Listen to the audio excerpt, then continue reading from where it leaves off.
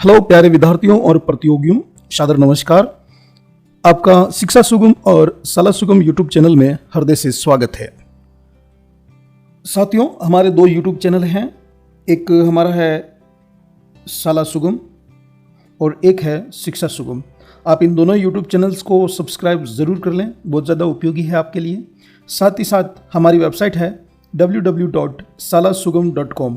इसके student corner और competitors corner पर बहुत ज़्यादा उपयोगी सामग्री, किताबें, old papers, model papers, sample papers और उपयोगी कोचिंग सेंटर्स के नोट्स वगैरह हैं या मॉक टेस्ट हैं, वो सारे निःशुल्क आपके लिए उपलब्ध हैं। आप ज़रूर इसे विजिट करें। साथ ही साथ हमारा फेसबुक पेज है साला सुगम, इसे भी आप ज़रूर विजिट करें। ट्विटर हैंडल है हमारा साला सुगम, उसे भी ज़रूर विजिट करें। साथ ही साथ आप हमारे टेलीग्राम चैनल को ज़रूर ज्वाइन करें, क्योंकि हो सकता है आपके पास में हमारे उपयोगी लिंक नहीं मिले तो आपको टेलीग्राम चैनल के माध्यम से ये मिलते रहेंगे। तो शिक्षा सुगम ई स्टडीज़ आप सर्च करें टेलीग्राम में, तो उस चैनल को आप ज़रूर ज्वाइन कर लें। हमारा प्ले स्टोर के ऊपर साला सुगम नाम से एक एप्लीकेशन है, वो जल्द ही लॉन्च होगा, उसे भी आप ज़रूर विजिट करते रहें और उसे प्ले स्टोर में आप सर्च करते रहें। चलिए शुरू करते हैं आज का टॉपिक। प्यारे विद्यार्थियों और प्रतियोगियों, आज हम पास्ट कंटिन्यूअस टेंस का अध्ययन करेंगे। क्या है पास्ट टेंस, क्या है इसकी विशेषताएं और किस प्रकार affirmative, negative, interrogative, interrogative negative और WH वर्ड वाले प्रश्न वाले वाक्य हैं, उनका निर्माण करते हैं, किस प्रकार ट्रांसलेशन करना है। बहुत ही आसान तरीके से बताने का मैं आपको प्रयास करूंगा। तो सबसे पहले हम बात कर लेते हैं पास्ट टेंस की एक सामान्य जानकारी के बारे में। द पास्ट कंटिन्यूअस, जिसे हम पास्ट प्रोग्रेसिव टेंस भी कहते हैं, ठीक है, पास्ट कंटिन्यूअस भी कहते हैं और पास्ट प्रोग्रेसिव भी कहते हैं, is a verb tense which is used to show that an ongoing past action was happening a specific moment of interruption. यानी कि ये भूतकाल में किसी कार्य के जारी रहने की बात करता है। जैसे मैं बाजार जा रहा था, मतलब था आ गया, इसका अर्थ ये हुआ कि ये भूतकाल की घटना है। रहा आ गया, इसका मतलब भूतकाल के अंदर ये घटना, ये कार्य जारी था। और that two ongoing action were happening at the same time। दो प्रोग्रेसिव कार्य, दो प्रकृति पर चल रहे कार्य पास्ट में, भूतकाल में एक साथ संपन्न हो रहे हों, ऐसा भी इसकी एक पहचान होती है। Let's start detail description, examples and past continuous exercise. शुरू करते हैं। तो सबसे पहले मैं आपको इसकी जो हिंदी रिकॉग्नाइजेशन है, हिंदी पहचान है, वो मैं आपको बता देता हूं। देखिए, कार्य का भूतकाल में जारी रहना प्रकट होता है। देखो, इसमें दो टेंस मिला के बनता है ये। एक तो ये है कि पास्ट की घटना होगी और दूसरा कंटिन्यूअस रहेगी वो घटना। कैसे रहेगी? कंटिन्यूअस। तो इसलिए इस टेंस को कहा पास्ट कंटिन्यूअस। जैसे मोहन पत्र लिख रहा था, था का मतलब पास्ट, रहा मतलब कंटिन्यूअस। तो निकट भूतकाल के अंदर वो पत्र लिख रहा था। कार्य का भूतकाल में जारी होना यहाँ पर क्या होता है? प्रकट होता है। साथ ही हिंदी वाक्य के अंत में रहा था, रही थी, रहे थे आदि शब्द जरूर आते हैं। आप प्रयास करें ऐसे शब्द बोलने के जिसमें रहा था, रही थी, रहे थे आते हैं। वो सभी के सभी वाक्य पास्ट कंटिन्यूअस टेंस के हैं। ये इसका एक सिंबल है, इसका सिंटेक्स है कि इस वाक्य की हिंदी पहचान क्या रहेगी। ठीक है, तो ये थी हिंदी पहचान। चलिए आगे बढ़ते हैं। अब बात करते हैं हम इसकी इंग्लिश रिकॉग्नाइजेशन की। इसकी इंग्लिश रिकॉग्नाइजेशन क्या है? तो इंग्लिश रिकॉग्नाइजेशन के अंदर इस वाक्य में आपको एक बात का ख्याल रखना है। यहाँ पर वर्ब की first form, second form, third form कुछ नहीं आती है। यहाँ पर वर्ब की फर्स्ट फॉर्म के साथ ING जरूर आती है, यानी कि वर्ब की विंग फॉर्म आती है। कौन सी फॉर्म आती है? Wing form. ठीक है, इसका मतलब क्या हुआ? विंग कोई स्पेशल नाम नहीं दिया हुआ, ये मैं आपको बताने हेल्प के लिए बता रहा हूँ। यानी कि वर्ब की फर्स्ट फॉर्म प्लस क्या आ जाएगी? ING आएगी। एक तो ये वर्ब का रूप आ गया इसमें। फिर इस टेंस में दो हेल्पिंग वर्ब या दो एक्सुलरी वर्ब है। कौन कौन सी है? एक तो है आपके वाज, एक है वर। अब वाज और वर इसकी दो हेल्पिंग वर्ब हो गई। वर्ब की फर्स्ट फॉर्म के साथ इसमें ING आएगी, ये इसकी एक और पहचान हो गई। ठीक है, अब दो हेल्पिंग वर्ब आई है, तो ये कौन कौन से सब्जेक्ट के साथ में आएगी, इनका उपयोग किस किस सब्जेक्ट के साथ होगा, इसके बारे में हम बात करेंगे। देखिए सबसे पहले लेते हैं हम वाज को, ठीक है। फर्स्ट पर्सन थर्ड पर्सन के सिंगुलर सब्जेक्ट अर्थात प्रथम और तृतीय पुरुष के एक वचनकर्ता के साथ वाज का प्रयोग होगा, ठीक है। जैसे फर्स्ट पर्सन का सिंगुलर हो गया आई, थर्ड पर्सन के हो गए ही, शी और इट, और क्या हो गया नेम। इनके साथ क्या आएगा, वाज आएगा, ठीक है। उसके बाद में हमारा आता है वर, ठीक है। ये सेकंड पर्सन का अर्थ ये हो गया कि यू। फर्स्ट पर्सन के प्लूरल सब्जेक्ट के साथ क्या आएगा, देखिए फर्स्ट पर्सन का प्लूरल, तो फर्स्ट पर्सन का प्लूरल होता है वी। अब यहाँ पर मैंने ये लिखना मैं भूल गया हूँ कि जो थर्ड पर्सन है उसका भी प्लूरल आएगा, तो उसका प्लूरल क्या होता है दे। यू वी दे, इनके साथ क्या आएगा, वर का उपयोग आएगा, ठीक है। तो इजी गोइंग में आप बता सकते हैं आई, ही, सी, इट और नेम के साथ वाज का उपयोग करना है, और यू वी दे के साथ वर का उपयोग करना है। तो समझ में आ ही गया होगा आपके कि जिस हिंदी वाक्य के अंत में, क्रिया के अंत में, ध्यान रखें क्रिया के अंत में, किसके अंत में, क्रिया के अंत में क्या आएगा, रहा था, रही थी, रहे थे आदि आए, तो उस क्रिया का अनुवाद पास्ट कंटिन्यूअस टेंस में होगा, ठीक है। अब जैसे कि मैंने आपको बता दिया आई, ही, शी, इट और कोई भी क्या हो, कोई भी नाम हो, तो उसके साथ वाज का उपयोग करेंगे और अन्य के साथ हमें वर का उपयोग कर देना है। कोई हिचकिचाहट नहीं रखनी है, कोई भूलना उलना नहीं रखना है, सीधा है आई, ही, शी, इट और नेम के साथ वाज और अन्य के साथ वर का उपयोग करना है। मैं सभी टेंस को एक ही रिदम में पढ़ूंगा, एक ही तरीके से पढ़ूंगा, इसलिए आपको कन्फ्यूजन भी नहीं रहेगा। साथ ही इसका जो वाक्य निर्माण है वो भी प्रक्रिया एक ही तरीके से बताऊंगा, तो जो अलग होगा वो इसकी पहचान और इसकी हेल्पिंग वर्ब और इसकी वर्ब ही होगी, ठीक है। बस इन चीज़ों को थोड़ा आपको कंसंट्रेट होकर के देखना है। चलिए अब हम बात करते हैं अफर्मेटिव सेंटेंस का निर्माण किस प्रकार करना है। अफर्मेटिव का मतलब ये हो गया कौन सा वाक्य, सकारात्मक वाक्य, ठीक है। बहुत ही आसान है, कोई ज़्यादा डिफिकल्ट नहीं है। मैंने आपको एक कॉमन फॉर्मूला बताया था। कॉमन फॉर्मूला क्या बताया था कि आपको चाहे कोई भी वाक्य आ जाए उसका निर्माण आपको SVO से करना है। किससे करना है, SVO यानी कि सब्जेक्ट वर्ब ऑब्जेक्ट, जैसा कि मैंने यहाँ लिखा है सब्जेक्ट वर्ब और ऑब्जेक्ट से, और फिर बाद में इसी के अनुसार ही उस टेंस की जो हेल्पिंग वर्ब है, जो मेन वर्ब है, उसको वहाँ पर एडजस्ट करना है। तो जो वर्ब होती है वो दो पार्ट में डिवाइड होती है। कितने पार्ट में, दो पार्ट में। तो एक पार्ट होता है इसका हेल्पिंग वर्ब, ठीक है, और एक पार्ट होता है इसका मेन वर्ब।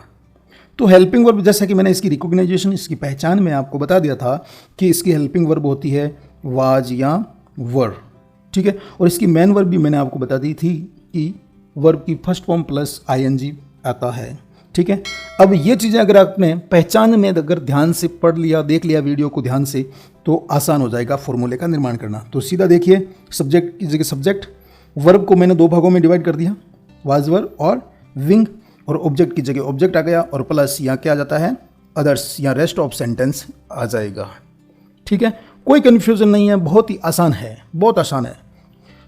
तो वीडियो को अगर आपने लाइक नहीं किया तो लाइक कर दें अगर अच्छा लगा हो तो, और चैनल को अगर सब्सक्राइब नहीं किया तो वो पहले कर दें, और अपने मित्रों को साथ, अपने जो साथ पढ़ने वाले विद्यार्थी हैं उनको भी ये ज़रूर शेयर करें, और कंपटीशन की तैयारी करने वालों को भी ये ज़रूर शेयर करें ताकि वो भी अपनी तैयारी कर सकें। इंग्लिश में आपको कुछ भी अगर करना है तो उसकी मेन जड़ है टेंस। अगर टेंस नहीं आते हैं तो इंग्लिश बनाना डिफ़िकल्ट होगा। चलिए हम एक यहाँ पर एक वाक्य निर्माण करते हैं। मैं लिखता हूँ मोहन बाजार जा रहा था। तो वही 6 बातें मैंने आपको सभी टेंस में बताई थी, और इसमें भी बताता हूँ कि सबसे पहले आपको टेंस को पहचानना है, फिर आपको सेंटेंस को पहचानना है, फिर आपको सब्जेक्ट को पहचानना है, फिर उसकी वर्ब को पहचानना है, फिर उसके ऑब्जेक्ट को, और फिर उसकी अदर्स को पहचानना है। ये 6 चीज़ें अगर आप याद कर लेंगे तो आपके लिए इंग्लिश कोई डिफ़िकल्ट नहीं है। तो सबसे पहले मैं टेंस को पहचान लेता हूँ। रहा था आया है, इसका मतलब ये है कौन सा, पास्ट कॉन्टिन्यूअस, ठीक है, कोई ज़्यादा डिफ़िकल्ट नहीं है। उसके बाद में सेंटेंस, मोहन बाजार जा रहा है था, मोहन बाजार जा रहा था, तो कौन सा टेंस हो गया? वाक्य साधारण हो गया, क्योंकि यहाँ पर न तो नहीं नाम का कोई शब्द आया है, न ही प्रश्नवाचक चिन्ह आया है, इसलिए ये साधारण है। फिर इसका सब्जेक्ट देखेंगे। सब्जेक्ट क्यों देखना है? ताकि सब्जेक्ट के अनुसार हम उसकी हेल्पिंग वर्ब का निर्धारण कर सकें। ठीक है, तो चलिए सब्जेक्ट इसका मोहन है, यानी कि ये थर्ड पर्सन सिंगुलर आ गया, तो इसके साथ हेल्पिंग वर्ब क्या उपयोग में लेंगे? हम वाज लेंगे। उसके बाद में उसकी वर्ब देखनी है। अब वर्ब क्या देखना है? अगर आपको टेंस पता लग गया है तो ऑटोमेटिक सब्जेक्ट के अनुसार उसकी वर्ब क्या आ जाएगी? विंग आ जाएगी। ठीक है, फॉर अदर्स सेंस बचा हुआ वाक्य क्या है वो आपको पता होना चाहिए। तो चलिए इस फॉर्मूले के अनुसार ही हम इस वाक्य को सेट करते हैं। तो सबसे पहले सब्जेक्ट लिखते हैं मोहन, फिर वाज या वर्ब में से वाज आएगा, क्योंकि मोहन एक वचन है, थर्ड पर्सन है। फिर वर्ब की फर्स्ट फॉर्म प्लस आईएनजी, तो वर्ब इसकी क्रिया क्या है? इसकी क्रिया है जा रहा, तो यहाँ कर देंगे गोइंग। ठीक है, गो के पीछे आईएनजी लग जाएगा। अब कौन सी क्रियाओं के पीछे आईएनजी लगता है तो उसका जो कॉन्सोनेंट है वो डबल होगा या वाई का आई होगा, ये मैंने आपको प्रेजेंट कंटिन्यूअस टेंस में बता दिया है। उस वीडियो को आप एक बार ज़रूर देख लें। तो मोहन वाज गोइंग, कहाँ जा रहा है? To market. बहुत ईजी है। ठीक है, मोहन सब्जेक्ट हो गया, वाज वर हेल्पिंग आ गई, विंग फॉर्म आ गई इसकी, और अदर्स आ गए, और पीछे फुल स्टॉप हो गया। ठीक है, तो इस प्रकार आप आसानी से इसका ट्रांसलेशन कर सकते हैं। चलिए थोड़ा नीचे चलते हैं और चलिए अब यहां हम सब्जेक्ट के अनुसार और वाक्य का ट्रांसलेशन देखते हैं अफर्मेटिव में। जैसे मैंने लिया सबसे पहले फर्स्ट पर्सन का एक वचन। अब फर्स्ट पर्सन का एक वचन कौन है? आई। तो आई के साथ क्या आ गया है? वाज आ गया है। आई के साथ क्या आया है? वाज। ठीक है, अब देखिए मैं पढ़ रहा था। ठीक है, मैं पढ़ रहा था, तो इसका हो जाएगा आई वाज रीडिंग। ठीक है, अब फर्स्ट पर्सन का प्लूरल लेते हैं वी, तो हम लोग पढ़ रहे थे या हम पढ़ रहे थे, तो इसका हो जाएगा, हमको होता है वी, तो वी के साथ वर आता है, वी वर रीडिंग। कोई कन्फ्यूजन नहीं है। ठीक है, एक और ट्रांसलेशन सेकंड पर्सन का लेते हैं, सिंगुलर का। सिंगुलर यू ही होता है और प्लूरल भी यू ही होता है। तुम पढ़ रहे थे, तो यू वर रीडिंग, और प्लूरल भी यही, तुम लोग पढ़ रहे थे, तो यू वर रीडिंग। अब थर्ड पर्सन का सिंगुलर ही, शी, इट, जैसे वह या राम पढ़ रहा था, ये ध्यान रखें, ये तीनों ही ना, इनका अर्थ वह होता है। क्या होता है? वह। ठीक है, ये पुरुष के लिए है, और ये महिला के लिए है, और ये जानवर के लिए है। ठीक है, अब यहाँ दे जानवर भी हो सकता है या कोई वस्तु वगैरह है, उसके लिए भी कई बार इसका उपयोग होता है। वे लोग या लड़के पढ़ रहे थे, दे या द बॉयज वर रीडिंग, यानी कि अगर प्लूरल नाउन आ जाए तो वहाँ पर वर का उपयोग करना है। तो कोई ज़्यादा डिफिकल्ट नहीं है। फर्स्ट पर्सन सिंगुलर और सेकंड पर्सन प्लूरल, तो आसानी से लेकर के अपने को इनको बढ़िया एडजस्ट करके वाक्य का निर्माण करना है, इसका ट्रांसलेशन करना है। चलिए अब कुछ हम ट्रांसलेशन करके देखते हैं। मैं जा रहा था, तो यहाँ पर सब्जेक्ट है और क्या है? यहाँ पर सब्जेक्ट है और वर्ब है, तो यहाँ पर हो जाएगा आई वॉज गोइंग। वह मेरी मदद कर रहा था, तो सब्जेक्ट ही है, वाज लग जाएगा हेल्पिंग वर्ब, और साइक वर्ब आ गई इसकी हेल्पिंग, और उधर आ गया मी, तो ही वाज हेल्पिंग मी। तुम मुझे गाली दे रहे थे। ठीक है, यहाँ पर भी आपको पहले आपको टेंस पता होना चाहिए, फिर आपको सेंटेंस पता होना चाहिए। ठीक है, फिर आपको क्या होना चाहिए? सब्जेक्ट, और उसके बाद में आपको क्या होना चाहिए पता? वर्ब, ऑब्जेक्ट और अदर्स। ये तीन चीज़ें अगर आपको पता रहेगी तो आप ट्रांसलेशन आसानी से कर सकेंगे। राम सेब खा रहा था, तो राम वाज ईटिंग एप्पल। कुछ नहीं है, सब्जेक्ट आ गया, एचवी आ गई, वर्ब आ गई और ऑब्जेक्ट आ गया। छात्र जवाब दे रहे थे, द स्टूडेंट सब्जेक्ट आ गया, एचवी आ गई और वर्ब आ गई। मैं दूध पी रहा था, तो आई सब्जेक्ट हो गया, ये एचवी हो गई और ये वर्ब हो गई और ये इसका ऑब्जेक्ट हो गया। हम लोग देश की सेवा कर रहे थे, तो we were serving the country, subject, HV, verb, the country object. Okay, मेरी माँ मुझे प्यार कर रही थी। ठीक है, तो मेरी माँ, my mother subject, loved me. क्या ये सही है? मेरी माँ मुझे प्यार कर रही थी। ठीक है, ये मैंने आपको एक क्वेश्चन दिया है कि आपको बताना है कि ये सही है या गलत है। ओके, इसका जवाब आपको कहाँ देना है? कमेंट बॉक्स में देना है। ठीक है, कमेंट बॉक्स में नीचे वीडियो के डिस्क्रिप्शन में आपको लिखना है। चलिए अब अगला वाक्य प्रकार देखते हैं, नेगेटिव सेंटेंस। नकारात्मक वाक्य क्या है? ठीक है, देखिए नेगेटिव सेंटेंस होगा उसमें हिंदी में नहीं ज़रूर आता है। हिंदी वाक्य में क्या आएगा? नहीं। और इंग्लिश में क्या आएगा? नॉट। ठीक है, अब मैंने जनरली आपको बताया था कि जनरली एक फॉर्मूला होता है, वो है SVO, सब्जेक्ट, वर्ब और ऑब्जेक्ट। वर्ब को हम दो भागों में डिवाइड करते हैं, हेल्पिंग वर्ब और मेन वर्ब। हेल्पिंग वर्ब मैंने आपको बताया किसकी होगी? वाज वर्ब, और वर्ब की फर्स्ट फॉर्म प्लस ING इसकी हो जाएगी मेन वर्ब। बाकी का ये जो फॉर्मूला है वो अफर्मेटिव जो सेंटेंस था उसी का ही फॉर्मूला है। ठीक है, अब नया क्या है इस नेगेटिव सेंटेंस में? आपको अलग अलग फॉर्मूले रटने नहीं है कि ये वो अलग हो गया, ये अलग हो गया, ये अलग हो गया। इस प्रकार आप रटेंगे तो आप प्रत्येक टेंस के खूब सारे फॉर्मूले होते हैं, तो फिर बार सभी टेंसों के कितने हो जाएंगे? खूब ज़्यादा हो जाएंगे, है ना। तो आपको क्या करना है कि यहाँ जो वाज वर्ब प्लस विंग लगा, यानी कि वर्ब को दो भागों में डिवाइड किया है, उन दोनों भागों के बीच में आपको यहाँ पर या फिर यहाँ पर क्या लगा देना है? नोट लगा देना है। सब्जेक्ट प्लस वाज वर्ब, और यहाँ क्या आ जाएगा? नोट। वर्ब की first form plus ING, object और अदर्स हो जाएगा।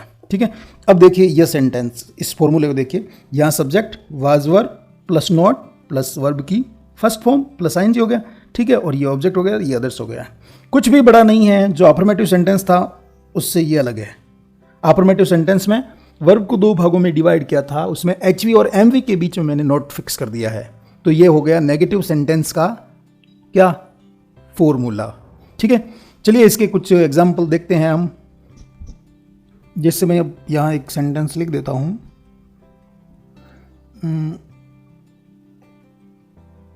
ठीक है,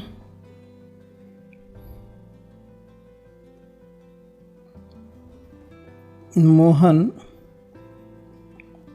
बाजार नहीं जा रहा था।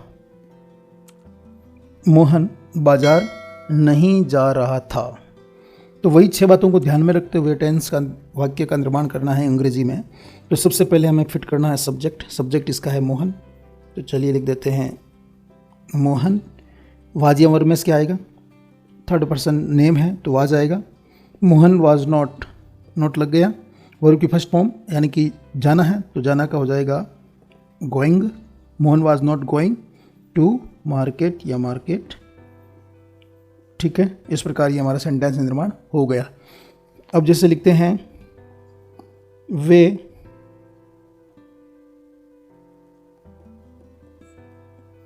पुस्तकें पढ़ रहे थे। वे पुस्तकें पढ़ रहे थे, तो वे को कहेंगे दे, और इसके साथ हेल्पिंग वर्ब क्या लगती है? वर। तो दे वर पुस्तकें पढ़ रहे थे, तो रीड। दे वर रीडिंग, क्या कर रहे थे? Books. They were reading books. तो इजी गोइंग में आप सरलता से ट्रांसलेशन कर सकते हैं। कोई ज़्यादा पेचीदा इतना नहीं है जितना आप इसे समझते हैं। ठीक है, चलिए यहाँ कुछ सेंटेंस है, उनके ट्रांसलेशन हम देख लेते हैं। छात्र जवाब नहीं दे रहे थे। छात्र जवाब नहीं दे रहे थे, तो सब्जेक्ट हो गया छात्र, और क्या हो गया? वर्ब आंसरिंग, जवाब देना। ठीक है, तो चलिए शुरू करते हैं। तो द स्टूडेंट सब्जेक्ट आ गया। वर्ब क्या हो गई? हेल्पिंग वर्ब, और वर्ब हेल्पिंग वर्ब के साथ क्या लग गया? नोट। ध्यान रखें अधिकतर HV के साथ नोट लगता है। HV के साथ क्या लगता है? नोट लगता है। कुछ इंट्रोगेटिव नेगेटिव सेंटेंस हो गए, उनमें थोड़ा ये चेंज हो जाएगा। ठीक है, तो the students were not answering, ये इसकी क्या आ गई? वर्ब आ गई। मैं दूध नहीं पी रहा था, तो मैं इसका हो गया सब्जेक्ट। वाजवर इसकी हो गई HV। ड्रिंकिंग हो गया इसकी विंग, और मिल्क हो गया इसका ऑब्जेक्ट। तो I was not drinking milk. हम लोग देश की सेवा नहीं कर रहे थे। ऐसा तो होता ही नहीं है, हर आदमी देश की सेवा करता है। सब्जेक्ट HV, और ये लग गया नॉट। वर्ब की फर्स्ट फॉर्म प्लस ING, और ये हो गया इसका ऑब्जेक्ट। तो we were not serving the country. ठीक है, कोई कन्फ्यूजन नहीं है। मेरी माँ मुझे प्यार नहीं करती थी। देखिए मैंने पिछले वाले वाक्य में भी यहाँ आपको क्वेश्चन दिया था, यहाँ पर भी आपको क्वेश्चन दिया है। इसका जवाब आपको कमेंट बॉक्स में लिखना है कि my mother didn't love me, यहाँ डिड क्यों आया है, ठीक है। तो इसका जवाब दें। वीडियो अगर अच्छा लगता हो तो आप इसे लाइक करें और साथियों के साथ शेयर करें, और कोई कंफ्यूजन हो तो आप कमेंट करें, और विद्यार्थी लोग हैं वो अपने शिक्षक गुरुजनों से इसके बारे में ज़रूर बात करें। और चैनल को आपको क्या करना है, सब्सक्राइब ज़रूर कर देना है। जितने लोग देखते हैं उतने सब्सक्राइब नहीं कर रहे हैं, इसलिए आप एक सीक्वेंस के हिसाब से उसके अनुसार आप पढ़ाई नहीं कर रहे हैं। अगर आपको उतनी ही चेतना होती तो आप ज़रूर सब्सक्राइब करते, आपको अगला टेंस कौन सा है, अगला टॉपिक क्या रहेगा, उसकी जानकारी रहती और आप उसको पढ़ पाते। इसलिए मेरा आपसे आग्रह है कि आप चैनल को सब्सक्राइब ज़रूर कर लें। चलिए अगला वाक्य प्रकार हम ले लेते हैं, इंट्रोगेटिव, या जिसे हम कहते हैं, क्या कहते हैं, कोई बताएगा? प्रश्नवाचक वाक्य। क्या कहेंगे? प्रश्नवाचक वाक्य, ठीक है। ये कौन से प्रश्नवाचक हैं? जो क्या से शुरू होते हैं और जिनका उत्तर क्या होता है? उत्तर हाँ या नहीं में होता है। देखिए, जैसे मैंने आपको पहले बताया था कि हमारा जो कॉमन फॉर्मूला है वो है SVO, ठीक है। इस SVO से ही हमें सभी फॉर्मूले बनाने हैं। तो वर्ब को मैंने दो भागों में डिवाइड कर दिया था, ठीक है, मेन वर्ब और हेल्पिंग वर्ब, ठीक है। हेल्पिंग वर्ब की जगह मैंने इसकी वाज वर्ब लगा दी थी, और मेन वर्ब इसकी मैंने वर्ब की फर्स्ट फॉर्म प्लस ING लगा दिया था। तो ये तो हमारा फॉर्मूला हो गया था अफर्मेटिव सेंटेंस का, ठीक है। अफर्मेटिव से भी हमने नेगेटिव बनाया था। क्या किया था? यहाँ पर हमने नोट लगाया था, लेकिन यहाँ पर नोट नहीं लगाना है, यहाँ पर हमें प्रतिस्थापित करना है। कैसे?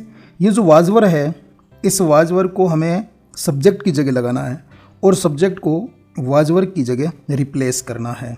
ज़्यादा कोई डिफिकल्ट नहीं है, बहुत ही इजी फॉर्मूला है, इसे ही हमें मॉडिफाई करना है। जैसे आप देख सकते हैं यहाँ पर, देखिए मैंने इसको चेंज कर दिया है, वाजवर को पहले लगा दिया और सब्जेक्ट को इसके बाद में पेस्ट कर दिया। तो इस प्रकार हमारे सामने एक नया फॉर्मूला बन करके आ जाता है, नया फॉर्मूला, जैसे कि आप देख पा रहे हैं, ठीक है। यहाँ वाजवर पहले आ गया, सब्जेक्ट बाद में आ गया, कोई चेंज नहीं है। हम उसी अफर्मेटिव सेंटेंस के वाक्य से वाक्यों का निर्माण कर रहे हैं। जितने भी, जैसे नेगेटिव है तो वो भी किससे बना? अफर्मेटिव से, ठीक है। और इंटरोगेटिव है वो भी किससे बना? अफर्मेटिव से, ठीक है।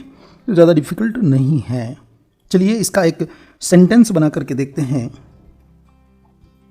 क्या कविता बाजार गई? बाजार जा रही थी, गई तो सिंपल पास्ट हो जाएगा, है ना। तो इसका आंसर क्या होगा? इसका आंसर होगा, इस कविता के अनुसार, कविता थर्ड पर्सन नेम है, तो चलिए कविता के अनुसार वाज आता है, तो वाज,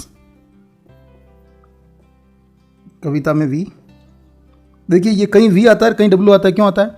वी हमेशा जब कोई वाक्य शब्द का, जैसे किसी का नाम है तो वो वी से शुरू होगा, W से नहीं होता है, ठीक है। और अधिकतर नामों में वी का ही उपयोग करते हैं। इसके बारे में और भी एक महत्वपूर्ण जानकारी है, वो मैं इस वीडियो के अंत में आपको बताऊंगा। तो वाज कविता, वाज कविता, उसके बाद में देखिए वाजवर आ गया, सब्जेक्ट हो गया। अब गोइंग, वाज कविता गोइंग, कहाँ जा रही है? टू मार्केट, ठीक है, प्रश्नवाचक चिन्ह। तो इस प्रकार हमने इंट्रोगेटिव सेंटेंस को पढ़ा है। इसका ट्रांसलेशन किस प्रकार करते हैं, इसका फॉर्मूला कैसे है, ठीक है। जैसे मैं वी और W का बता देता हूँ। अगर किसी व्यक्ति का नाम वी से, व से शुरू होता है तो वहाँ हम वी का उपयोग करते हैं, ठीक है। और कहीं बीच में आता है तब हम वहाँ W का उपयोग करते हैं, ऐसा होता है। तो नाम जब भी शुरू होगा, जैसे विकास है तो विकास को WIKS ऐसे नहीं लिख सकते हैं, ठीक है। चलिए इसके कुछ ट्रांसलेशन है, उनको हम समझने का प्रयास करते हैं। क्या मैं जा रहा था, ये वही वाक्य हैं, उनका सिर्फ एक कंडीशन मैंने बदली है। क्या मैं जा रहा था, तो मैं के यानी कि आई, और आई के लिए आता है वाज, तो वाज आई गोइंग, ठीक है। क्या वह मेरी मदद कर रहा था, वाज ही हेल्पिंग मी, ठीक है। क्या तुम मुझे गाली दे रहे थे, तो वर यू अब्यूजिंग मी।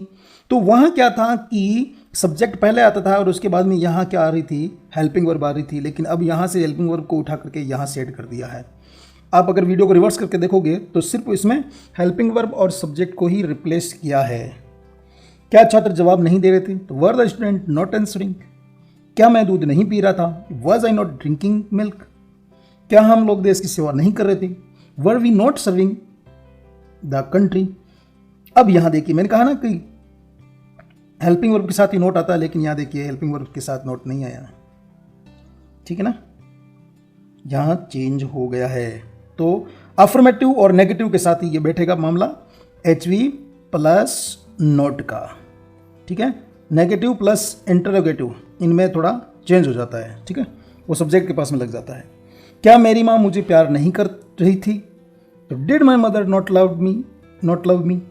अब यहाँ देखिए, यहाँ कुछ नहीं करना है, समझना है आपको ये जो शब्द है, ये जो वर्ब है, इस वर्ब को समझना है, ये कौन सी वर्ब है, तो यहाँ पर ये क्यों नहीं आया है, ठीक है। तो ये थे हमारे ट्रांसलेशन इंटरोगेटिव के।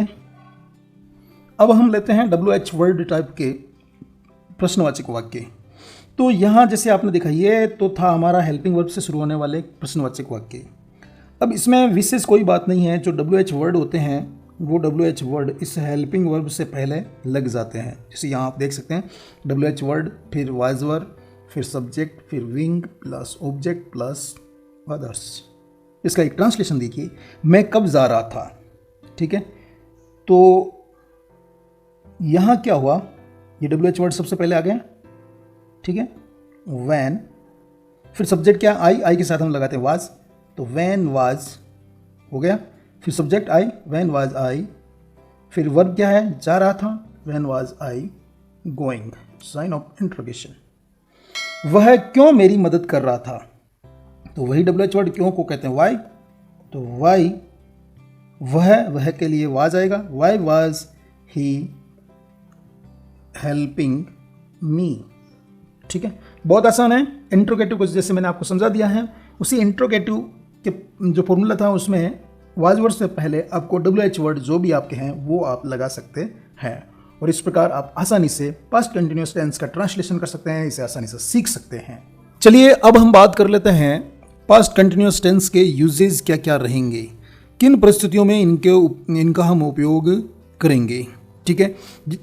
पास्ट कंटिन्यूअस यूजेस, तो पहला इसका जो यूज है वो ये है interpreted action in the past, यानी कि पास्ट में कोई घटना हो रही थी और उसी के साथ एक और घटना उसको बाधित कर रही थी।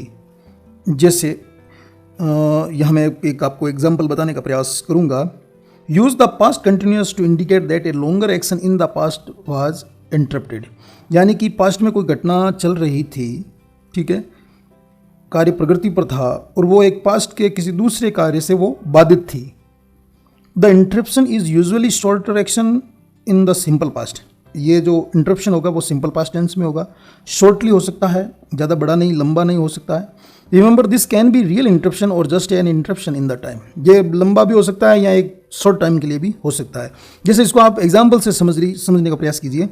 I was watching TV when she called, जब उसने मुझे पुकारा तब मैं TV देख रहा था।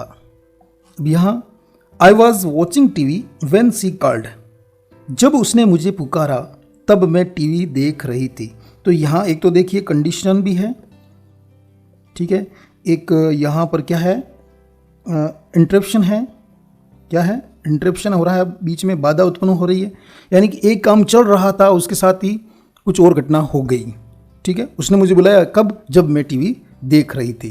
तो एक यूज तो ये हो गया interpreted action in the past. तब हमें किस टेंस का उपयोग करना है, पास्ट कंटिन्यूअस टेंस का उपयोग करना है, ठीक है।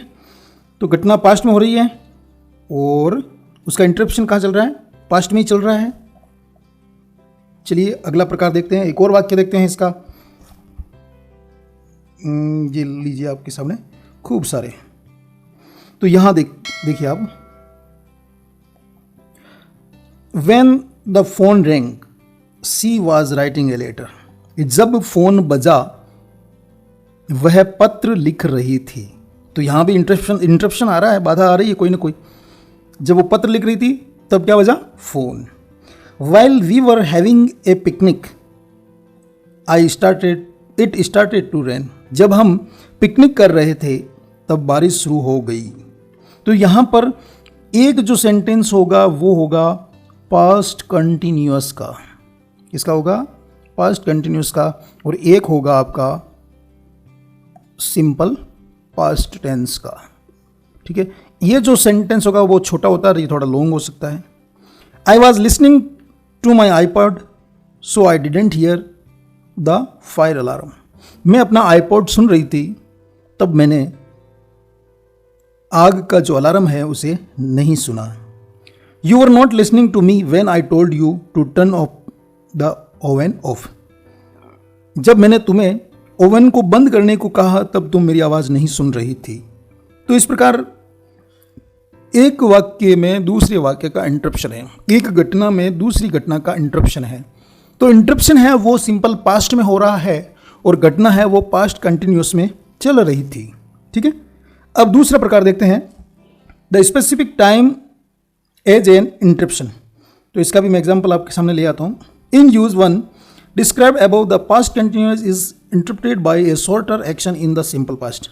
तो वहाँ पर जो इंटरप्शन था वो सिंपल पास्ट में एक छोटा सा था। ठीक है, however you can also use a specific time as a interruption.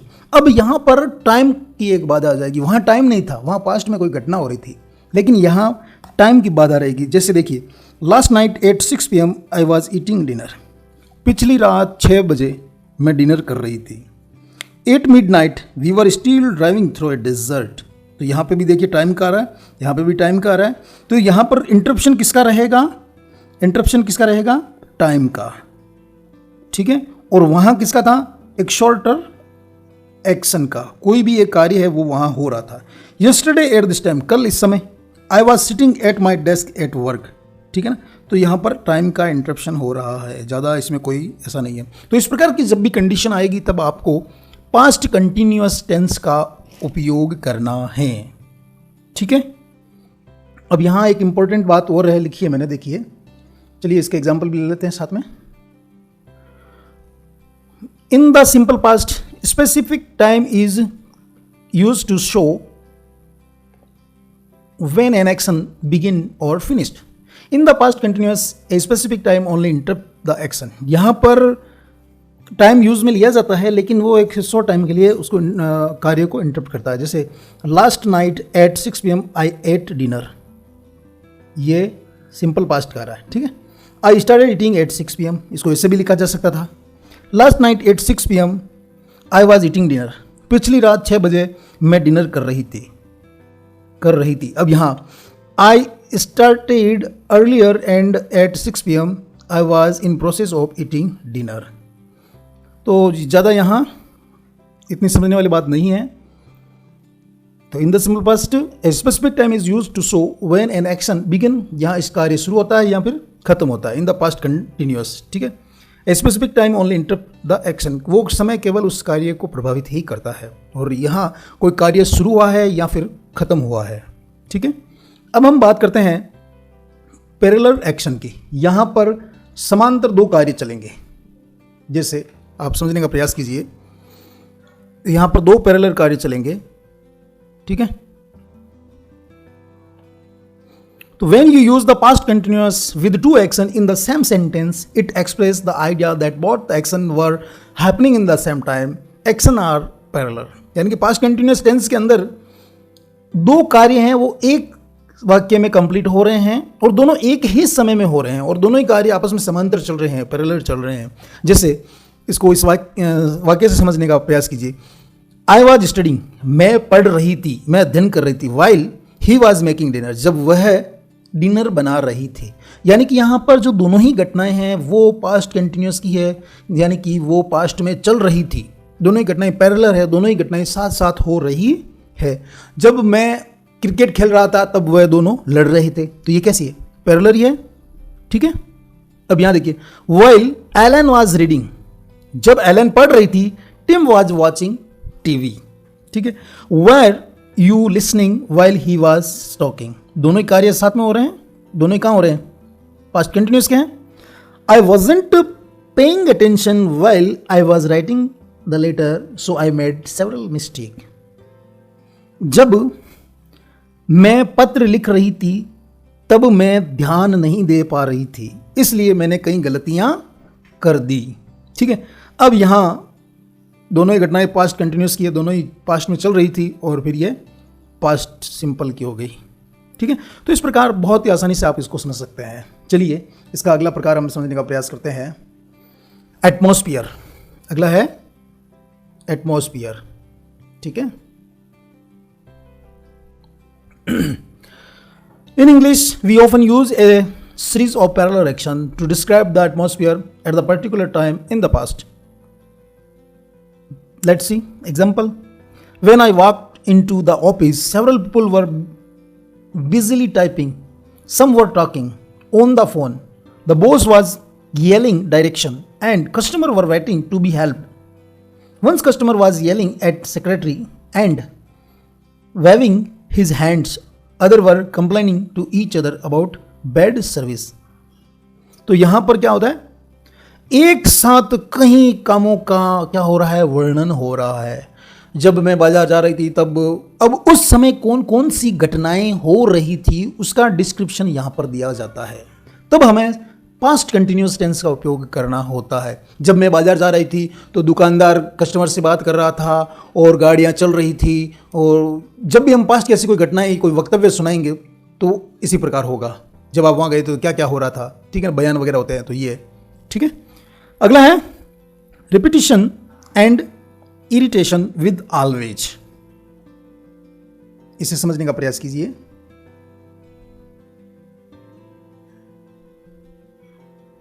जब भी क्या होगा, रिपीटेशन होगी या इरेशन होगा, तब हम, और वो भी किसके साथ, ऑलवेज के साथ। किसके साथ, ऑलवेज के साथ। तब हमें क्या करना है, पास्ट कंटिन्यूस का। The past continuous with words such as always, constantly, they express the idea that something irritating or shocking often happened in the past. The concept is very similar to express used to, but with the negative emotion. Reminder to put the word always or constantly between the be and verb first form plus ing. तो यहाँ समझने का प्रयास कीजिए। She was always coming to class. She was always coming to the class late. तो यहाँ be और ing के बीच में क्या आ रहा है, always। ठीक है, तो ऐसे में भी आपको क्या यूज लेना है, past continuous. He was constantly talking. He annoyed everyone. I didn't like them because they were always complaining. ठीक है, तो इस प्रकार हमें past continuous tense का उपयोग करना है। तो प्यारे विद्यार्थियों और प्रतियोगियों, आपको मेरा ये वीडियो कैसा लगा? वीडियो को लाइक ज़रूर करें। आपका एक लाइक हमारे लिए बहुत ज़्यादा उपयोगी होगा। तो वीडियो को आप कर दें लाइक और अपने साथियों के साथ कर दें इसे शेयर, और चैनल को आपको कर देना है क्या, सब्सक्राइब। और कोई भी कन्फ्यूज़न हो तो आप मुझे करेंगे कमेंट। ठीक है, आप मुझे करेंगे कमेंट, और साथ ही साथ आप हमारे जो YouTube चैनल हैं, दोनों शिक्षा सुगम और शाला सुगम, इनको सब्सक्राइब ज़रूर कर लें। शाला सुगम और शिक्षा सुगम। शिक्षा सुगम क्लास 10 के लिए, शाला सुगम के ऊपर क्लास 10 के लिए विज्ञान के वीडियो अपलोड किए हुए हैं, इसलिए मैं आपको बता रहा हूँ। बाकी ये शिक्षक साथियों के लिए बहुत ज़्यादा उपयोगी है शाला सुगम, और ये स्टूडेंट और कॉम्पिटिटर्स के लिए। हमारी वेबसाइट है www.shalasugam.com। इसी के साथ हमारे फेसबुक पेज को, ट्विटर को और टेलीग्राम चैनल को शिक्षा सुगम ई स्टडीज सर्च करके आप जरूर ज्वाइन करें। इस वीडियो के डिस्क्रिप्शन में मैंने शाला सुगम, शिक्षा सुगम, हमारी वेबसाइट, हमारे फेसबुक, ट्विटर, टेलीग्राम सभी के लिंक दे रखे हैं। आप आज फटाफट फास्टली ज्वाइन करें। बहुत बहुत धन्यवाद। Thank you.